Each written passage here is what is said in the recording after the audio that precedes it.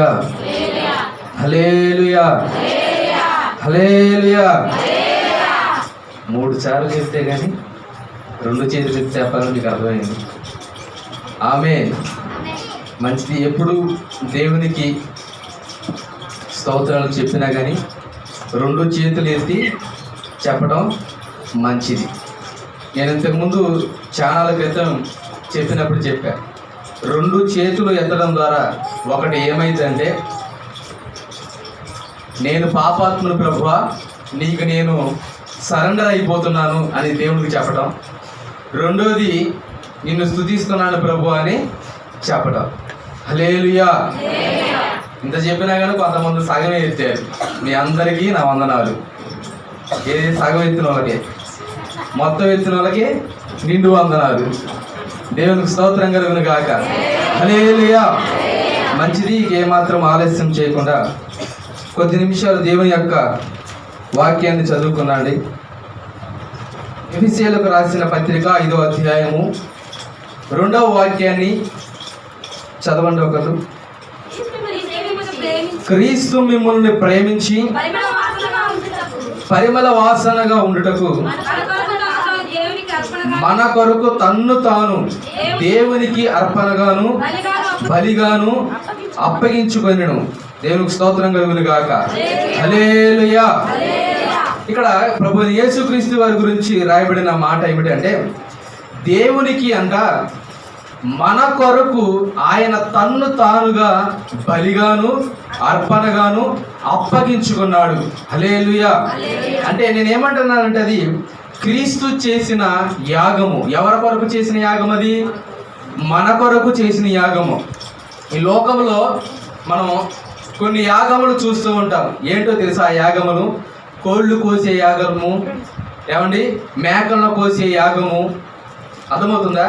లేకపోతే ఒక గుండ్రగా రౌండ్గా ఇటుక బిడ్డలు పెట్టి దాంట్లో మంటేసి దాంట్లో ఏదో వేసి ఒక యాగము చేస్తూ ఉంటారు. ఆ యాగాలన్నీ ఎందుకు అని మనం అడిగితే, మా పాపాలు క్షమింపబడటం కోసము ఈ యాగాలన్నీ మేము చేస్తున్నామని మాట్లాడుతూ ఉంటారు. కానీ అది కాదు.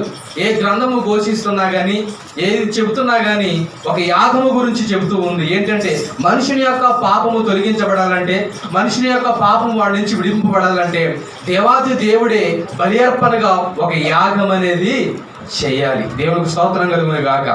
హల్లెలూయా. ఈ భూ ప్రపంచంలో మనమందరం పరిశీలన చేసిన ఏ గ్రంథాన్ని తెరిచి చూసినా కానీ ఏ ఒక్కరో కూడా కనిపించరు.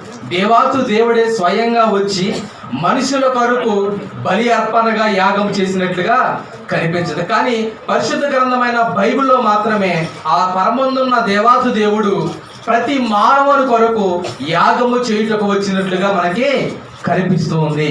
దేవునికి స్తోత్రం కలుగును గాక. దీనిని నేనేమంటున్నానంటే, క్రీస్తు యొక్క యాగము. ఇంతకీ యాగం అంటే అర్థమైంది కదా? సమర్పించుకోవటం, లేకపోతే బలిగా మారిపోవటం. ఎవరి కొరకు బలిగా మారిపోయాడు? ఎవరి కొరకు సమర్పించుకున్నాడు దేవుడు? ఎవరి కొరకండి? మన కొరకు ఆయన యాగమయ్యాడు. హల్లెలూయా. దేవుడు నా మదిలో పెట్టిన ఒక మాట ఏంటంటే, ప్రభు యేసుక్రీస్తు వారు పరమందు ఉన్నవాడు పరలోకమును విడిచి మహిమను విడిచి మన కొరకు యాగముగా బలి అర్పణగా ఈ భూమి మీదకి వచ్చి బలి అయిన దేవుడు, యాగమైన దేవుడు మన నుంచి కూడా కొన్ని యాగములను దేవుడు కోరుకుంటూ ఉన్నాడు. ఏంటిది? కొన్ని యాగములను దేవుడు కోరుకుంటూ ఉన్నాడు. అయ్యో, ప్రభు వచ్చాడు, మహిమను విడిచాడు, నిజంగానే మన కొరకు బ్రతికాడు, మనకు బోధించాడు, మార్గాన్ని సిద్ధపరిచాడు, ఆయన బలి అర్పణ అయ్యాడు. మరి నేను ఎలా యాగము కాగలను? నేను కూడా బలి కావాలా? నేను కూడా ప్రభు కొరకు చనిపోవాలా? నేను కూడా సిలువ వేయబడాలా? దేవుడు అది కోరుకోవట్లేదా? దేవుడు అది కోరుకోడు. బైబిల్ గ్రంథంలో మనుషుడు చేయవలసిన కొన్ని యాగములు దేవుడు పెట్టాడు. మనుషులందరి కొరకు దేవుడు చేసిన యాగం ఒకటైతే, దేవుని కొరకు మనం చేయవలసిన కొన్ని యాగములను దేవుడు బైబిల్ గ్రంథంలో పెట్టాడు. అవేంటో ఒక్కొక్కటిగా కొన్ని చెప్పి నేను ముగించాలని ఈ సమయంలో ఇష్టపడుతూ ఉన్నాను. చూడండి, బైబిల్ గ్రంథం నుంచి మొట్టమొదటి యాగాన్ని చదువుకున్నాడు. ఏప్రిల్ రాసిన పత్రిక 13వ అధ్యాయము 15వ వాక్యం.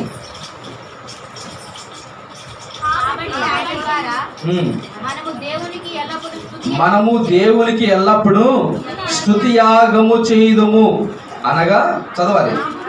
ఆయన నామమును ఒప్పుకొనుచు జీవ ఫలము అర్పించుదము. దేవునికి స్తోత్రం కలుగును గాక. హల్లెలూయా.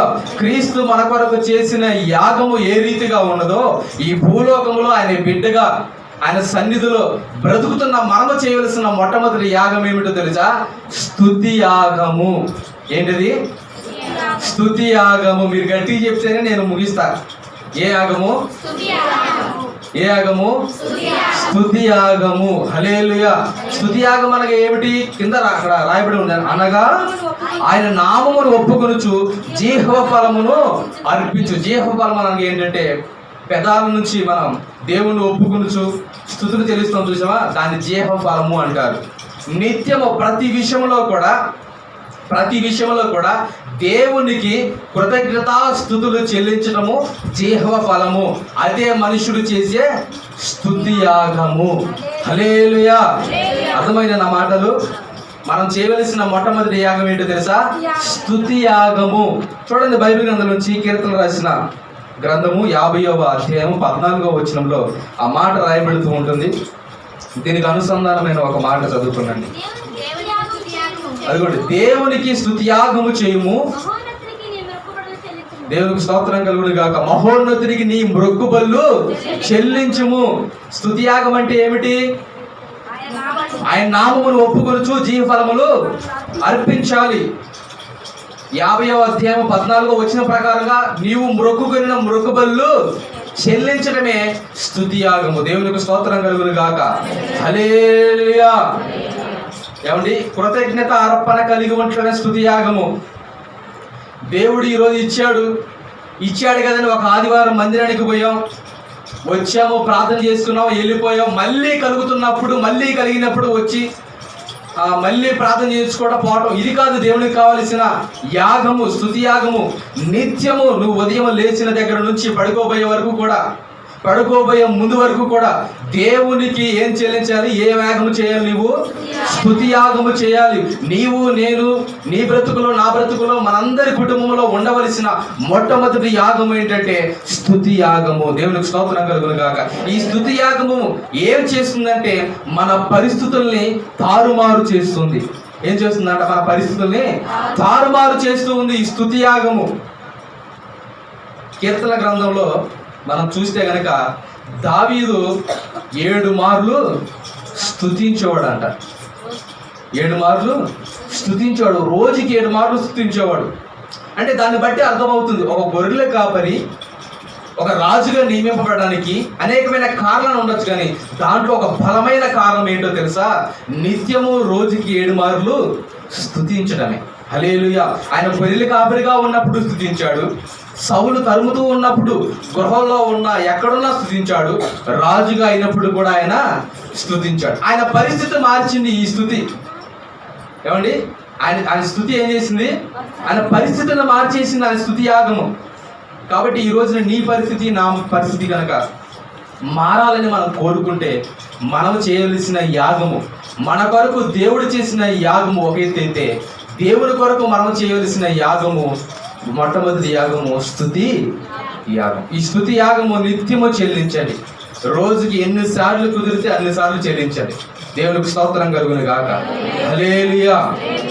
2వ మాట చూద్దండి, బైబిల్ గ్రంథం నుంచి చూడండి. 2వ మాటకు వస్తున్నాను. అక్కడ ఫిలిప్పీలకు రాసిన పత్రిక 2వ అధ్యాయము 17వ వాక్యము.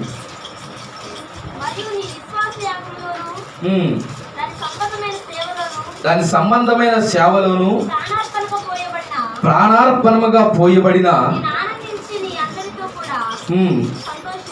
సంతోషించుడు. దేవునికి స్తోత్రం కలుగును గాక. హల్లెలూయా. ఏ యాగం అంటే ఇది? విశ్వాస యాగము. ఎన్నో యాగం ఇది? 2వ యాగం. 2:17 రాయబడి ఉంది. ఇది విశ్వాస యాగములోను దాని సంబంధమైన సేవలోను నేను ప్రాణార్పణముగా పోయబడి తిని మాట్లాడుతున్నా. ఎవరు మాట్లాడుతున్నారు ఈ మాట? అపోస్తులైన పౌలు మాట్లాడుతున్నారు. దేని గురించి మాట్లాడుతున్నారంటే, రెండవదిగా ప్రభు నమ్ముకున్న బిడ్డగా మనకు కావలసిన రెండవ యాగము, దేవుడు కోరుకుంటున్న రెండవ యాగం ఏంటంటే విశ్వాస సంబంధమైన యాగము. దేవునికి స్తోత్రం కలుగును గాక.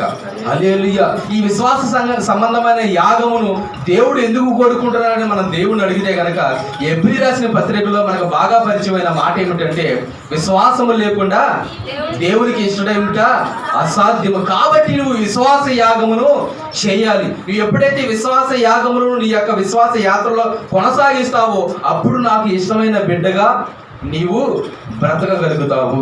దేవునికి స్తోత్రం కలుగును గాక. హల్లెలూయా. అందుకనే బైబిల్ గ్రంథంలో ఒక మాట రాయబడుతూ ఉంటుంది. అది యోహాను 1వ యోహాను పత్రిక 5వ అధ్యాయము 4వ వాక్యములో ఒక మంచి మాట రాయబడుతుంటుంది. చదవండి. లోకమును జయించిన విశ్వాసము, లోకమును విజయము మన విశ్వాసము. దేవునికి స్తోత్రం కలుగును గాక. అంటే ఈ విశ్వాస యాగము ఎటువంటిదంటే, ఈ విశ్వాస యాగము దేవుని పట్ల ఎటువంటి కార్యం జరిగిస్తుందంటే, మనుష్యుడిగా మనకు సాధ్యము కాని పనులు చాలా మన జీవితంలో జరుగుతూ ఉంటాయి. ఈ సాధ్యము కాని పనులన్నీ దేవుని ద్వారా సాధ్యపరచుకోవాలంటే, దేవుని ద్వారా మనము పొందుకోవాలంటే మనము చేయవలసిన యాగము ఒకటే, విశ్వాస సంబంధమైన యాగము. దేవునికి స్తోత్రం కలుగును గాక. నువ్వు ఏ కార్యము తలపెట్టినా, ఏ పని పూనుకొని ముందుకు సాగిపోవాలన్నా ఒకటే ఉంచు, ఒక యాగమే చెయ్యి, విశ్వాస సంబంధమైన యాగము నువ్వు చెయ్యి. దేవునికి స్తోత్రం కలుగును గాక. నువ్వు చేస్తున్న పని మీద కాదు విశ్వాసం ఉంచవలసింది, నువ్వు తలపెడుతున్న కార్యం మీద కాదు నువ్వు విశ్వాసం ఉంచవలసింది, దాన్ని నిలబెడుతున్న దేవుని మీద నీ విశ్వాసము ఉంచాలి. దేవునికి స్తోత్రం కలుగును గాక. దేవుడు కోరుకుంటున్న రెండవ యాగం ఏంటంటే విశ్వాస సంబంధమైన యాగము కోరుకుంటున్నాడు. అందుకే నేను బైబిల్ గ్రంథంలో గనక చూసినట్లయితే చాలా సార్లు విశ్వాసం గురించి యేసు ప్రభు కారు నుంచి అపోస్తలుల వరకు కూడా చాలా మంది మాట్లాడి ఉన్నారు.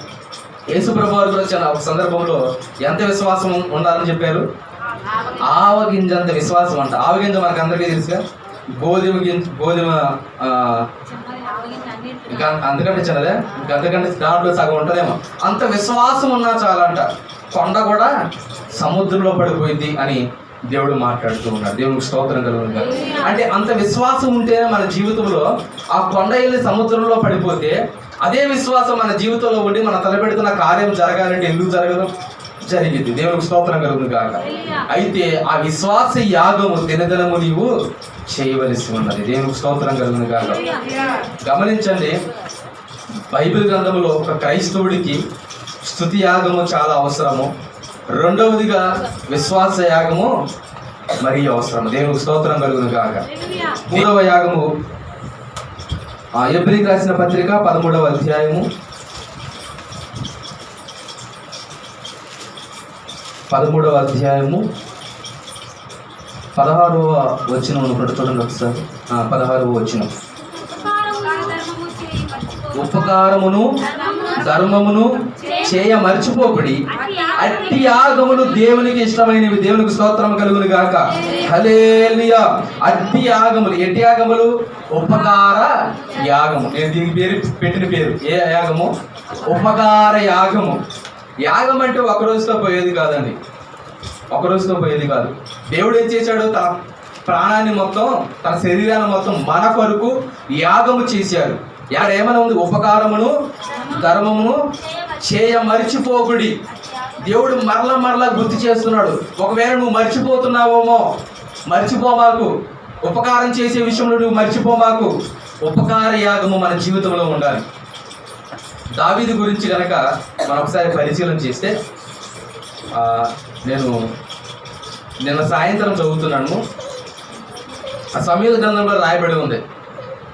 ఏమని రాయబడి ఉందంటే, సౌలు తరుముతూ ఉన్నాడు దావీదుని చంపడం కొరకు. ఎందుకు చంపడం కొరకు తరుముతూ ఉన్నాడంటే మనకందరికీ బాగా తెలుసు. యుద్ధం చేసి వచ్చినప్పుడు సౌలుని ఏమని పొగిడారు? సౌలుకి 1000 అని జైలు కొట్టారు, కానీ దావీదుకి మాత్రం 10,000 మందిని 10,000 జైలు కొట్టారు. మరి రాజుకు నచ్చిద్దా? ఎవరి యజమానికి నచ్చిద్దా? 10 వాడిని పోవడం ఏంటి అని తన హృదయంలో, ఆ మనసులో దాన్ని ఉంచుకున్నాడు, పగబెట్టుకున్నాడు. ఎట్లా అయినా చంపివేయాలి, ఏ తప్పు కూడా తన మీద లేదు. దావీదు మీద ఏ తప్పు లేదు, కానీ చంపాలని చూస్తున్నాడు ఈ సౌలు. అయితే చంపాలని తరుముతూ ఒక రోజు వచ్చింది. ఎవరికి వచ్చిందో తెలుసా అవకాశం? సౌలుకి రాలా, దావీదుకు వచ్చింది అవకాశం. దేవుడు దావీదుకి అవకాశాన్ని కలిగించాడు, సౌలుని తన సైన్యాన్ని చంపుటకు అవకాశాన్ని కలిగించాడు. కానీ దావీదు ఏం చేశాడో తెలుసా? తన వస్త్రాన్ని, తన నేలబుడ్డిని, తన ఏటని తీసుకొని దూరంగా ఒక కొండ చాటున దాగుకొని ఉన్నాడు. కొంత సమయం తర్వాత సౌలు పనివాడు లేచి సౌలును కూడా లేపాడు. లేపిన తర్వాత చూసుకుంటూ ఉన్నాడు. వెనక నుంచి దావీదు మాట్లాడుతూ ఉన్నాడు. ఏమైనా మాట్లాడుతూ ఉన్నాడు? దేవుడు నాకు అవకాశాన్ని ఇచ్చాడు. ఏ అవకాశాన్ని? సౌలుని, తన యొక్క సైన్యాన్ని చంపే అవకాశాన్ని ఇచ్చాడు. దావీదు పనివాడు అంటున్నాడు, ఎందుకు దావీదు వదిలిపెట్టావు? సౌలు చేతిలో చిక్కాడు కదా, చంపి రావచ్చు కదా అని మాట్లాడుతూ ఉన్నప్పుడు దావీదు అంటున్నాడు, దేవుణ్ణి అభిషేకించిన వ్యక్తిని నేనేమీ చేయను అని మాట్లాడుతూ ఉన్నప్పుడు సౌలు ఈ మాటలన్నీ అంటాడు. ఒక మాట ఏమని మాట్లాడుతూ అంటాడంటే, నీ ఉపకార బుద్ధిని కనపరిచింది. దేవునికి స్తోత్రం కలుగును గాక. నీ ఉపకార బుద్ధిని కనపరిచింది. తనకు అవకాశం వచ్చింది అపకారం చేయడానికి, సౌలుకి కీడు తలపెట్టడానికి అవకాశం కలిగించాడు దేవుడు. కానీ తన ఉపకారం చేయడానికే ఇష్టపడ్డాడు. తనకి బుద్ధి కలగాలని చెప్పేసి ఆ వస్తువులను తీసుకొచ్చాడే తప్ప తను చంపడానికి మాత్రము ఏమాత్రం చూడలేదు. దేవునికి స్తోత్రం కలుగును కాక. దేవుడు ఈ మాటను బట్టి మనకు చెప్తున్న మాట ఏమిటంటే, నిత్యము మీరు మర్చిపోవద్దు, ఉపకార బుద్ధి కలిగి ఉండండి, ఉపకార యాగము చేయండి. మీరు మర్చిపోమాకండి. మీకు అపకారం తలపెట్టారా సౌలు వలె, మీకు కీడు చేశారా సౌలు వలె, దావీదు వలె ఉపకారం చేయడానికే ప్రయత్నం చేయండి. దేవునికి స్తోత్రం కలుగును గాక. కీడుకి ప్రతి కీడు చేయక మేలే చేయడని బైబిల్ గ్రంథం ఘోషిస్తూ ఉంది. ఎటువంటి వారు మీకు ఎటువంటి కీడు తలపెట్టినా, మాటల చేత శోధించిన, అర్థమైందండి, మాటల చేత మిమ్మల్ని హింస పెడుతూ ఉన్న, మీరు చేయవలసిన పని ఏంటో తెలుసా? వాళ్ళకు ఉపకారం చేయడానికే ప్రయత్నం చేయండి, కానీ తిరిగి మాట్లాడటానికి కానీ ఏమండి వారికి కీడు చేయడానికి ప్రయత్నం మాత్రం మీరు చేయమాకండి. అలా చేస్తే మనం క్రైస్తవులు నడిపించుకోవడం కంటే లోకస్తులు నడిపించుకోవడం మంచిది. దేవునికి స్తోత్రం కలుగును గాక. హల్లెలూయా. ఎందుకంటే బైబిల్ గ్రంథంలో నుంచి దేవుడు మాట్లాడుతున్న మాట, కీడుకి ప్రతి కీడు చేయమాకండి, మేలే చేయండి. దేవునికి స్తోత్రం కలుగును గాక. అలా చేయడం వల్ల ఏమవుతుంది తెలుసా? నేను ఒకసారి మీకు చెప్పాను, గుర్తుందో లేదో. ఒక ఇద్దరు స్నేహితులు కాదండి, ఒక ఇద్దరు వ్యక్తులు పక్క రూములలో వాళ్ళు అద్దెకు ఉంటూ ఉన్నారు. పైన పోర్షన్లో అద్దెకు ఉంటూ ఉన్నారు. ఏం జరిగిందంటే, ఒక వ్యక్తి ఏమో దేవుణ్ణి నమ్ముకున్నాడు, ఇంకొక వ్యక్తి దేవుణ్ణి నమ్ముకోలేదు. ఈ దేవుణ్ణి నమ్ముకున్న వ్యక్తి ఏం చేసేవాడంటే, తనకు ఒక అలవాటు ఏంటంటే, కైనీలు, సింహలాలు, గుట్కాలు తిని నవిలి ఊయటం అలవాటు అనమాట. తనకి ఏం చేసేవాడంటే, ఇంటి నుంచి రూమ్ నుంచి వచ్చేవాడు, గోడ మెట్లు దిగాలి కదా, ఆ మెట్లు దిగే సందులో ఒక గోడ ఉంటే ఆ గోడ దగ్గర ఊసి వెళ్ళిపోతూ ఉండేవాడు. ఈ ప్రార్థనాపరుడు, దేవుని నమ్ముకున్న వ్యక్తి ప్రార్థన చేసుకొని బైబిల్ చదువుకొని స్నానం చేసి తను వెళ్ళవలసిన పనికి బయలుదేరి వచ్చి చూసేసరికి అక్కడ రోతగా అది పడి ఉండేది అన్నమాట. ఏం చేసేవాడు, గబగబాలో మళ్ళీ బాత్రూమ్ దగ్గరికి వెళ్ళి ఒక బకెట్, ఒక దాని టవల్ ఏదో తీసుకుని వచ్చి, ఒక గుడ్డ తీసుకుని వచ్చి నీళ్ళు పోసి తుడిసిపోతూ ఉండేవాడు. ఇదే రోజు కొనసాగుతూ ఉంది. ఇతరు ఉయ్యటం, అతడు తోడటం, ఇతడు ఉయ్యటం, అతడు తోడటం, ఇలా కొనసాగుతూ ఉంటే ఒకరోజు ఈ ఊసే వ్యక్తి గమనించాడు, నేను రోజు ఊస్తున్నా, తెల్లవారేసరికల్లా ఆ ఉమ్ము అక్కడ ఉండలేదు, ఎవరు తుడుస్తున్నారని చెప్పేసి ఆ రోజు అతడు యథావిధిగా వచ్చి నవిలి ఊసి ఆఫీస్కి వెళ్ళిపోకుండా కింద ఉన్న వాచ్మెన్ ఉంటాడు కదా, అక్కడ దాగి ఉన్నాడంట. దాగి ఉంటే ఈ ప్రార్థన చేసుకున్న దేవుని నమ్ముకున్న వ్యక్తి ప్రార్థన చేసుకుని బైబిల్ చేసుకుని యథావిధిగా వచ్చి చూస్తే అక్కడే ఉంటే మళ్ళీ వెనక్కి వెళ్ళి ఒక బకెట్ పట్టుకొని వచ్చి, ఒక గుడ్డ పట్టుకొని వచ్చి దాన్ని శుభ్రంగా తుడిచి పైకి వెళ్ళి మళ్ళా కిందకి వచ్చాడంట. అప్పుడు ఏమనలేదు, కానీ సాయంత్రం వచ్చిన తర్వాత ఈ దేవుని నమ్ముకోని వ్యక్తి ఆయన దగ్గరకు వచ్చాడు. ఆయన ప్రార్థన చేసుకుంటూ బైబిల్ చదువుకుంటూ ఉన్నప్పుడు ఆయన దగ్గరకు వచ్చాడు.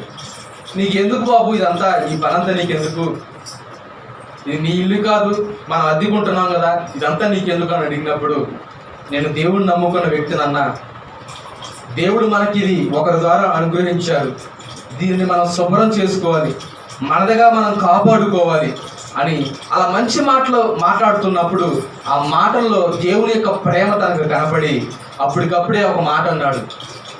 నేను ఎప్పుడు యేసు ప్రభు గురించి తెలుసుకోలేదు, కానీ ఈసారి నువ్వు ఆదివారం చర్చికి పోయేటప్పుడు నేను కూడా వస్తాను, నన్ను తీసుకుపో అని చెప్పాడు. దేవునికి స్తోత్రం కలుగును కాక.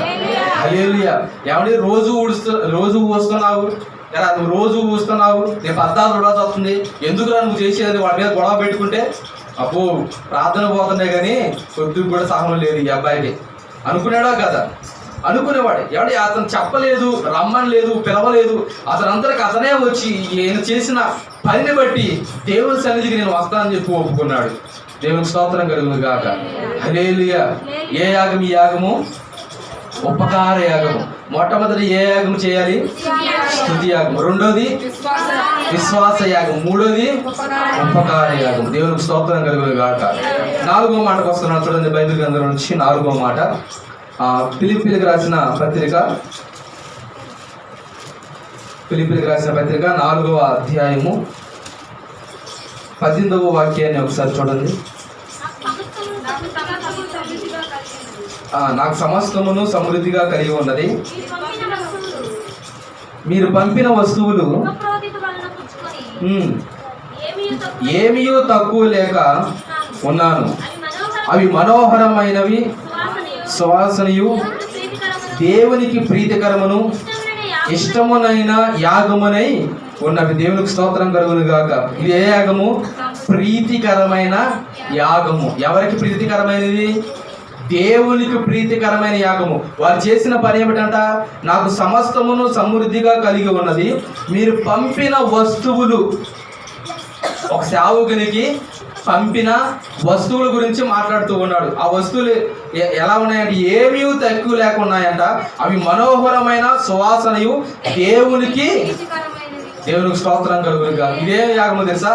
ప్రీతికరమైన యాగము, ఇష్టపూర్వకమైన యాగము. ఒకసారి అయ్యగారు చెప్పారుగా, పదే అట్లా కాదంట. ప్రీతికరమైన యాగము, ఇష్టమైన యాగము, దేవునికి ఇష్టమైన యాగము. దేవునికి స్తోత్రం కలుగును గాక. మనం చెల్లించవలసిన యాగం ఏంటి తెలుసా? ప్రీతికరమైన యాగము. ఈ యాగం ఎలా వస్తుంది మనకి? ఈ యాగం ఎలా వస్తుందండి? ఇదే 4వ అధ్యాయంలో కనుక 14 నుంచి చదువుకుంటే ఒకసారి చూడండి. అయినను నా శ్రమలో మీరు పాలు తొందరగా చదవండి. ఫిలిప్పీయులారా, సువార్తను నేను బోధింపనారంభించి ఇచ్చి విషయములను పుచ్చుకున్న విషయములను మీరు తప్ప మరి ఏ సంఘపు వారును ఏలయనగా మీరే మాటి మాటికి నా అవసరము తీర్చుటకు సహాయము చేసి దేవునికి స్తోత్రం కలుగును గాక. ఎవరికి సహాయం చేశారంట? హలో, ఎవరికి సహాయం చేశారు? సంఘంలో ఉన్నవారు, వాళ్ళ బంధువులకు కాదు, వాళ్ళ శ్రేయోభిలాషులకి. అమ్మో చూడండి కథ. వాళ్ళగా చేసింది, రక్త సముద్రులుగా చేసింది, సేవకులకి చేశారంట. ఎందుకు? సేవకుడు గవర్నమెంట్ ఆఫీసర్ అయ్యా, ఆయనకు జరగదు కాబట్టి నేను సహాయం చేయాలనుకున్నారా? కాదు. పౌలు గ్రామాల్లో వీధుల్లో తన స్వార్థ పని చేస్తున్నప్పుడు ఈ సంఘస్థులు ఏం చేశారంట? ఆ పరిచర్య చూశారు, ఆ పని విధానము చూసి ఏం చేశారు? సేవకునికి సహాయము చేయడం మొదలు పెట్టారు. అది ఏమైంది తెలుసా? దేవునికి ప్రీతికరమైన యాగముగా మారిపోయింది. దేవునికి స్తోత్రం కలుగును గాక. హల్లెలూయా. ఈ మాటను బట్టి నేనేం చెప్పదలుచుకున్నానంటే, నిజమే, సేవకుడు ఉద్యోగం, సేవకుడికి ఏదైనా వ్యాపారమో, సేవకుడు ఇంకేదైనా పనులు చూసుకొని పరిచర్య కొనసాగిస్తే మీరు ఇవ్వాల్సల్లా, మిమ్మల్ని అడగవలసల్లా. అంతే కదండి. ఎందుకంటే తనకు జరుగుతూ ఉంటుంది, తన పని చేసుకుంటూ ఉంటాడు, సేవ జరుగుతూ ఉంటుంది.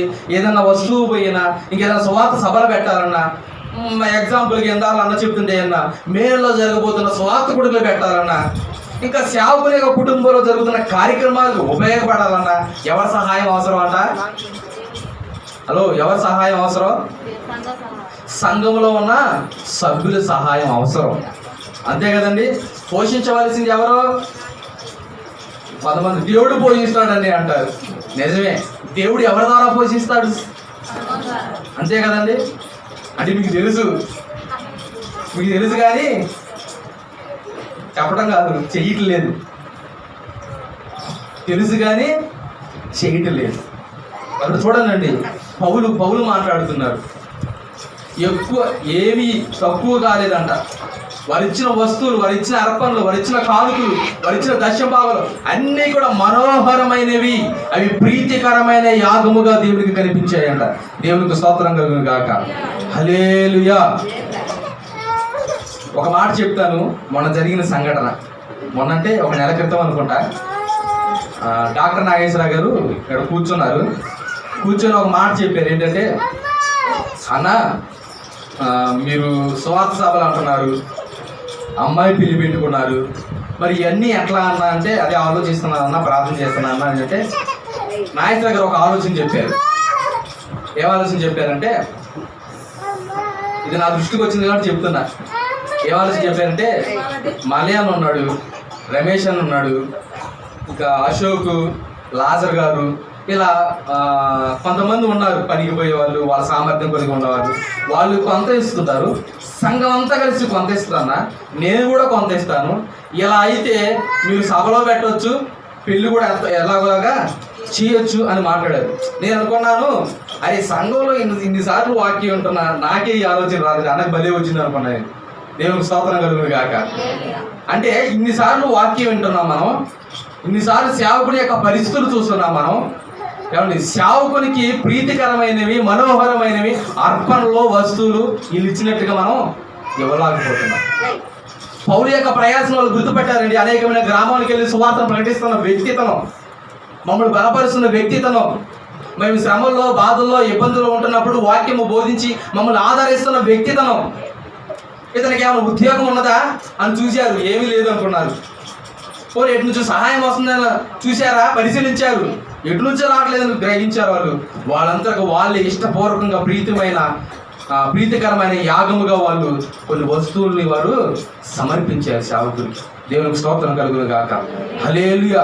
ఈ రోజున నీతిశూరుల ప్రార్థనా మందిరంలో స్వార్థ సభలు జరగాలన్నా, వీధి సువార్తలు జరగాలన్నా, ఏ కార్యక్రమం జరగాలన్నా కానీ దేవుని యొక్క కృపను బట్టి వాళ్ళు ఇస్తారు, వీళ్ళు ఇస్తారు, ఎక్కడి నుంచో వస్తాయి, అది మనం ఎదురు చూడవలసిన అవసరం లేదండి. మనమే ఇష్టపూర్వకంగా సేవకుని యొద్దకు మనం తీసుకొని రావాలి. దేవునికి స్తోత్రం కలుగును గాక. మీ సామర్థ్యం కొలది సేవకునికి దేవుని పేర ఇవ్వడానికి ప్రయత్నం చేయాలి.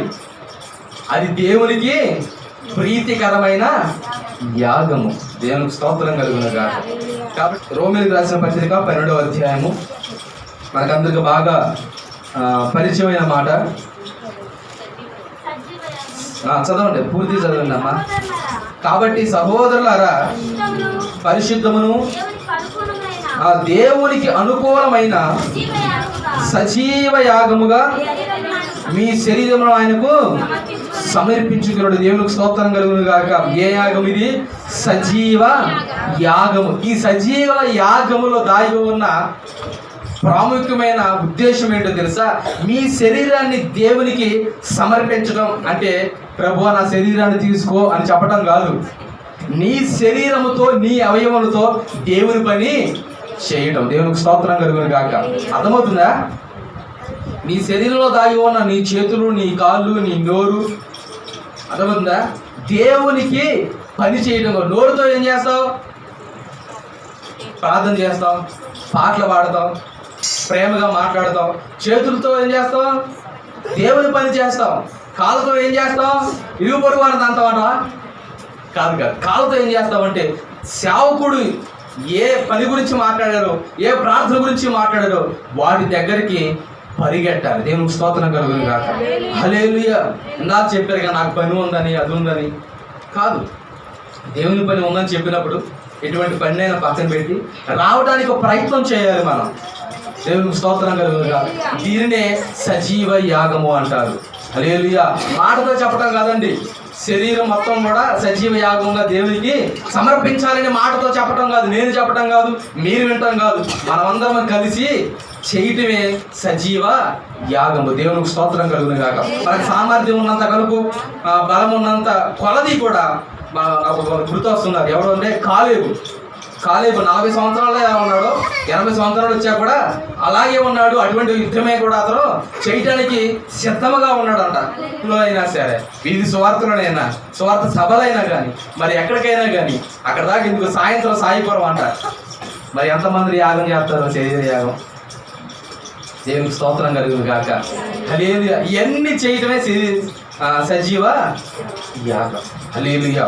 దేవుడు మన కొరకు పరలోకమును సైన్యమును విడిచి ఒక్కసారిగా బలి అర్పణగా దేవుడికి తను అప్పగించిన రీతిగా, యాగమైన రీతిగా మన నుంచి కోరుకుంటున్న యాగం చాలా ఉన్నాయి. కానీ ప్రాముఖ్యమైనవి మనకు కావలసిన ఒక 5 యాగములు. మొట్టమొదటి యాగం ఏంటి? స్తుతి యాగము. రెండవది విశ్వాస యాగము. మూడవది ఉపకార యాగము. నాలుగవది ప్రీతికరమైన యాగము. ఐదవది సజీవ యాగము. ఈ యాగములన్నీ చేసి ప్రభు రాకడికి మనమందరము సిద్ధపడదాం. దేవునికి స్తోత్రం కలుగును గాక. ఈ మాటలు ప్రభు మన హృదయంలో ఫలింపజేయును గాక.